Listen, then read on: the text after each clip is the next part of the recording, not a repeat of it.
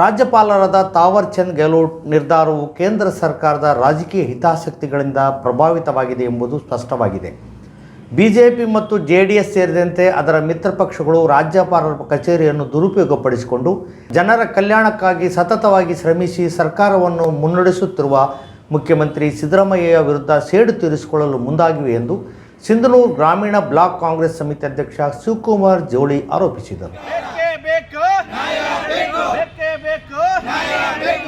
ತಾಲೂಕು ಕಾಂಗ್ರೆಸ್ ಸಮಿತಿ ಮತ್ತು ಗ್ರಾಮೀಣ ಬ್ಲಾಕ್ ಕಾಂಗ್ರೆಸ್ ಸಮಿತಿಯಿಂದ ಬೃಹತ್ ಪ್ರತಿಭಟನೆ ಹಮ್ಮಿಕೊಂಡು ನಗರದ ಪ್ರವಾಸಿ ಮಂದಿರದಿಂದ ರಾಜ್ಯಪಾಲ ತಾವರ್ ಚಂದ್ ಗೆಹ್ಲೋಟ್ ಅವರ ಅಣುಕುಶವ ಹೊತ್ತುಕೊಂಡು ಹೊರಟ ಪ್ರತಿಭಟನಾ ಮೆರವಣಿಗೆ ಮಹಾತ್ಮ ಗಾಂಧಿ ಸರ್ಕಲ್ನಲ್ಲಿ ಪೆಟ್ರೋಲ್ ಹಾಕಿ ಸುಡುವ ಮೂಲಕ ಆಕ್ರೋಶ ವ್ಯಕ್ತಪಡಿಸಿದರು. ನಂತರ ತಹಸೀಲ್ದಾರ್ ಕಚೇರಿ ತಲುಪಿ ಉಪ ತಹಸೀಲ್ದಾರ್ ಚಂದ್ರಶೇಖರ್ ಅವರ ಮೂಲಕ ರಾಷ್ಟ್ರಪತಿಗಳಿಗೆ ರಾಜ್ಯಪಾಲರು ಪ್ರಾಸಿಕ್ಯೂಷನ್ ಮಂಜೂರಾತಿಯನ್ನು ಹಿಂಪಡೆಯುವಂತೆ ನಿರ್ದೇಶಿಸಲು ತಕ್ಷಣವೇ ಮಧ್ಯಸ್ಥಿಕೆ ವಹಿಸುವಂತೆ ಮನವಿ ಪತ್ರ ಸಲ್ಲಿಸಿ ಮಾತನಾಡಿದ ಅವರು, ನಾವು ಕರ್ನಾಟಕದ ಜನರು ಅತ್ಯಂತ ಗೌರವ ಮತ್ತು ಕಾಳಜಿಯಿಂದ ನಮ್ಮ ಪ್ರಜಾಪ್ರಭುತ್ವದ ಮೂಲ ತತ್ವ ಮತ್ತು ನಮ್ಮ ಮಹಾನ್ ರಾಷ್ಟ್ರವನ್ನು ನಿರ್ಮಿಸಿರುವ ಸಾಂವಿಧಾನಿಕ ಮೌಲ್ಯಗಳಿಗೆ ಧಕ್ಕೆ ತರುವ ಗಂಭೀರ ಅನ್ಯಾಯ ಮತ್ತು ರಾಜಕೀಯ ಪ್ರೇರಿತ ಕೃತ್ಯದ ಬಗ್ಗೆ ನಿಮ್ಮ ಗಮನ ಸೆಳೆಯಲು ಈ ಮನವಿಯನ್ನು ಸಲ್ಲಿಸಿದ್ದೇವೆ ಎಂದರು. ಆರ್ಡಿಸಿಸಿ ಬ್ಯಾಂಕ್ ನಿರ್ದೇಶಕ ಹಾಗೂ ಕಾಂಗ್ರೆಸ್ ಮುಖಂಡ ಸೋಮನಗೌಡ ಬಾದರ್ಲಿ ಮಾತನಾಡಿ, ರಾಜ್ಯಪಾಲರು ಒಂದು ಕಣ್ಣಿಗೆ ಸುಣ್ಣ ಒಂದು ಕಣ್ಣಿಗೆ ಬಣ್ಣ ಎಂಬ ದ್ವಂದ್ವ ನೀತಿ ಅನುಸರಿಸಿದ್ದಾರೆ. ಬಿಜೆಪಿ ಮತ್ತು ಜೆಡಿಎಸ್ ಮೈತ್ರಿ ಪಕ್ಷದ ಕೈಗೊಂಬೆಯಾಗಿದ್ದಾರೆ. ಕಳಂಕರಹಿತವಾಗಿ ಕಾರ್ಯನಿರ್ವಹಿಸುತ್ತಿರುವ ರಾಜ್ಯದ ಮುಖ್ಯಮಂತ್ರಿ ವಿರುದ್ಧ ರಾಜ್ಯಪಾಲರು ಬಿಜೆಪಿ ಮತ್ತು ಜೆಡಿಎಸ್ ಸೇರಿ ಷಡ್ಯಂತ್ರ ರೂಪಿಸಿದ್ದಾರೆ ಎಂದು ಆಪಾದಿಸಿದರು. ನಂತರ ಎಸ್ಟಿ ಅಧ್ಯಕ್ಷ ವೆಂಕಟೇಶ್ ರಾಗಲ್ಪರ್ವಿ ಮಾತನಾಡಿ, ರಾಜ್ಯಪಾಲರು ಸಂವಿಧಾನ ಬಾಹಿರವಾಗಿ ಮುಖ್ಯಮಂತ್ರಿ ಸಿದ್ದರಾಮಯ್ಯನವರ ವಿರುದ್ಧ ಪ್ರಾಸಿಕ್ಯೂಷನ್ಗೆ ಅನುಮತಿ ನೀಡಿದ್ದಾರೆ. ಸ್ವಾತಂತ್ರ್ಯ ದಿನಾಚರಣೆಯ ಮರುದಿನದ ಈ ಕ್ರಮವು ಕರ್ನಾಟಕದ ಚುನಾಯಿತ ಸರ್ಕಾರದ ಮೇಲಿನ ನೇರ ದಾಳಿಯಲ್ಲ, ಆದರೆ ಕರ್ನಾಟಕದ ಜನರಿಂದ ಆದೇಶ ಪಡೆದ ಸರ್ಕಾರವನ್ನು ಅಸ್ಥಿರಗೊಳಿಸುವ ಲೆಕ್ಕಾಚಾರದ ಪಿತೂರಿಯಾಗಿದೆ.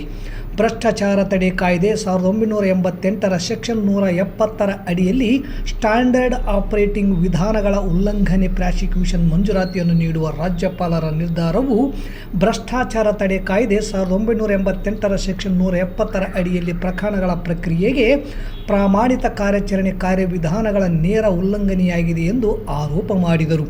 ಈ ಸಂದರ್ಭದಲ್ಲಿ ಹನುಮಂತ ಕರ್ನಿ, ಅನುಮೇಶ್ ಬಾಗೋಡಿ, ಅಮರೇಶ್ ಗಿರ್ಜಾಲಿ, ಯೂನಿಶ್ ಭಾಷಾ, ಶರಣಯ್ಯ ಕೋಟೆ, ಖಾಜಾ ಹುಸೇನ್ ರೌಡ್ಕುಂದ, ಹಬೀಬ್ ಕಾಜಿ, ಯೂಸುಫ್ ವೆತ್ಮಾರಿ, ಮಲ್ಲಯ್ಯ ಮ್ಯಾಕಲ್, ಫಕೀರಪ್ಪ ರಾಮತ್ನಾಳ್, ಚನ್ನಪ್ಪ ಅಲಬನೂರು, ರೆಡ್ಡಿ, ಆದನಗೌಡ, ವೀರೇಶ್ ಎನ್ ಉಪ್ಪಲದೊಡ್ಡಿ, ಗಂಗಯ್ಯ, ತಿಮ್ಮಣ್ಣ, ಶಹಬಾಜ್ ಸೇರಿದಂತೆ ನೂರಾರು ಕಾಂಗ್ರೆಸ್ ಕಾರ್ಯಕರ್ತರು ಉಪಸ್ಥಿತರಿದ್ದರು.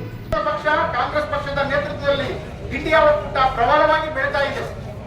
ಅದನ್ನು ಯಾವ ರೀತಿ ಹತ್ತಿಕ್ಕಬೇಕು ಎಂಬ ನಿಟ್ಟಿನಲ್ಲಿ ಕೇಂದ್ರದ ಬಿಜೆಪಿ ಸರ್ಕಾರ ಈ ಒಂದು ನಮ್ಮ ಪ್ರಾದೇಶಿಕ ಪಕ್ಷಗಳು ಅಂದ್ರೆ ಬೇರೆ ಬೇರೆ ಆಸ್ತಿರ್ಬೋದು, ಬೇರೆ ಬೇರೆ ರಾಜ್ಯಗಳಲ್ಲಿರ್ತಕ್ಕಂಥ ವಿರೋಧ ಪಕ್ಷದ ಸರ್ಕಾರಗಳನ್ನು ಜನರಿಂದ ಆರಿಸಿ ಬಂದಂತಹ ಸರ್ಕಾರಗಳನ್ನು ವೀಕ್ ಮಾಡೋದ್ರ ಮೂಲಕ ಪಕ್ಷಾಂತರವನ್ನು ಮಾಡಿಸುವುದರ ಮೂಲಕ ಅವನ್ನು ಕೆಡವಿ ಒಂದು ನಮ್ಮ ವಿರೋಧ ಪಕ್ಷದ ಧ್ವನಿಯನ್ನು ಅಡಗಿಸುವ ನಿಟ್ಟಿನಲ್ಲಿ ಪ್ರಯತ್ನಗಳನ್ನು ಮಾಡ್ತಾ ಇದೆ.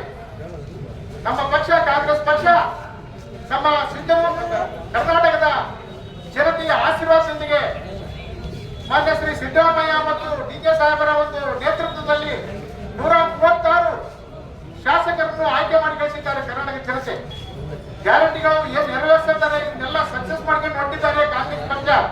ಇದೇ ರೀತಿ ಬೆಳವಣಿಗೆಲ್ಲ ಬಿಟ್ಬಿಟ್ಬಿಟ್ರೆ ನಮ್ಮ ದೇಶದಲ್ಲಿ ವಿರೋಧ ಪಕ್ಷಗಳು ಇನ್ನೂ ಪ್ರಬಲವಾಗಿ ಮುಂದಿನ ದಿನಮಾನಗಳಲ್ಲಿ ನಮಗೆ ತೊಂದರೆ ಆಗುತ್ತೆ ಅಂತ ಒಂದು ನಿಟ್ಟಿನಲ್ಲಿ ಈ ಕೇಂದ್ರ ಸರ್ಕಾರ ಒಂದು ರಾಜ್ಯಪಾಲರ ಕಚೇರಿಯನ್ನು ದುರುಪಯೋಗ ಮಾಡಿಸಿಕೊಂಡು ಅನ್ಯಾಯವಾಗಿ ಸಿದ್ದರಾಮಯ್ಯ ಸಾಹೇಬರ ಮೇಲೆ ಒಂದು ಪ್ರಾಸಿಕ್ಯೂಷನ್ಗೆ ಅನುಮತಿಯನ್ನು ಕೊಡಿಸಿದೆ.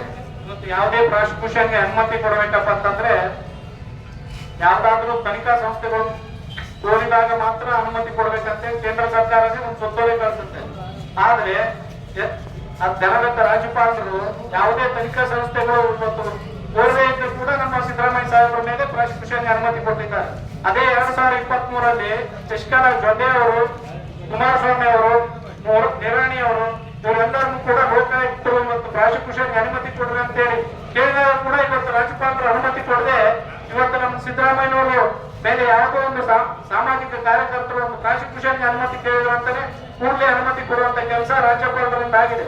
ಇವತ್ತು ಕೇಂದ್ರ ಸರ್ಕಾರ ಒಂದು ಕಣ್ಣಿಗೆ ಸುಣ್ಣ ಒಂದ್ ಕಣ್ಣಿಗೆ ಬಣ್ಣ ಅಂತ ಲೆಕ್ಕಿದ್ದೆ ತಾವೇ ಸುತ್ತೋಲೆ ಹೊಡಿಸ್ತಾರೆ. ಆ ಸುತ್ತೋಲೆನ ತಾವೇ ಧಿಕ್ಕಾರ ಹರಿಸ್ತಾರೆ. ಇವತ್ತು ಯಾರ ಪರವಾಗಿ ಇದು ಅನ್ನೋದು ಎಲ್ಲರೂ ಜನರು ತಿಳ್ಕೋಬೇಕಾಗಿದೆ.